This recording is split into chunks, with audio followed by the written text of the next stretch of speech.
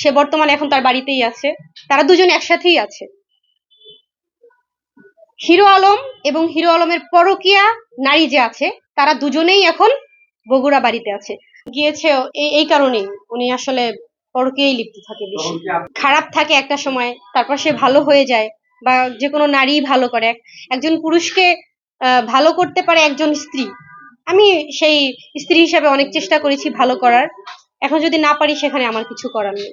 তার দ্বিতীয় স্ত্রী কি কারণে গিয়েছে সেটা আপনারাও ভালো জানেন, তারা কি কারণে গেছে সেটা তো তারা ভালো জানে। তাছাড়া আপনাদেরকেও তো বলেছে কি কারণে গিয়েছে। না, আমি তখন তার লাইফে আসিনি। আমি তার লাইফে আসছি কখন, তার দ্বিতীয় স্ত্রীর সাথে ডিভোর্স হওয়ার 3 মাস পর, 3 মাস প্লাস। তখন আমি তার লাইফে আসছি। জেনে শুনে বলতে আসলে খারাপ, এখন যে চলে যাবে, যে চলে গিয়েছে সে হয়তো বা অনেক ভুলভাল কথা বলতেই পারে, কিন্তু আমি এখন ফেস করেছি, আমি এখন বুঝতে পেরেছি যে আসলে তারা সত্যি কথাই বলে। আমার আসলে যাওয়ার কোনো অবস্থা সে রাখেনি। বর্তমানে বগুড়াতে তার সেই পরকীয়া প্রেমিক না প্রেমিকা, তাহলে সেইখানে আমি কিভাবে যাই বলেন? আসলে তার বাবা যখন মারা যায় তখন আমি সেখানে যেতে চেয়েছি। আমার ভাইয়ের মাধ্যমে সে বলেছে যে রিয়া যদি এখানে আসে তাকে আমি মেরে ফেলবো। দেখতে যাব কেন? আমার শ্বশুরের কাছে তো আমি তাকে এনে আমি হসপিটালে আমি নিজেই ভর্তি করিয়েছি।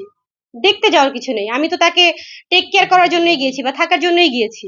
যদি সেখানে গিয়ে দেখি আমি অন্য কিছু, তাহলে তো আর সেখানে থাকা পসিবল হয় না আমার কাছে, তাই না? সেই বিষয়টা তো চলে গেছে, তার বাবাকে দেখতে গেলে তাহলে আমাকে সেটা চলে গেছে।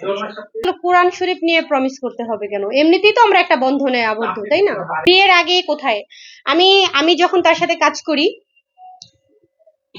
15 দিন মেবি কাজ করেছি। 15 দিন কাজ করার পর কিন্তু আমি আমার মতো বাসায় ছিলাম। তারপর যখন দেখলাম তার স্ত্রীর সাথে তার তখন ঝামেলা চলছে, অলরেডি নুসরাত তাকে ছেড়ে চলে গেছে। যখন আমি তার সাথে কাজ করি সেখানেও আর একটা কন্ট্রোভার্সি কাজ করছি, সেজন্য তার সাথে কাজ করাও আমি বন্ধ করে দিয়েছিলাম।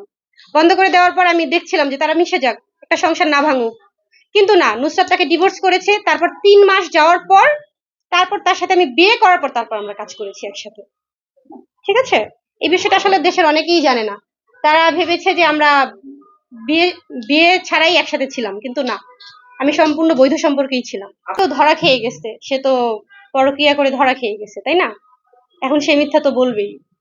সে বলুক আমি কোনো পরকীয়া করছি কিনা, সে পরকীয়া করছে। দেনমোহরের কথা কি বলতেই হবে? বেশি না ভাইয়া, 10 লাখ টাকা আছে।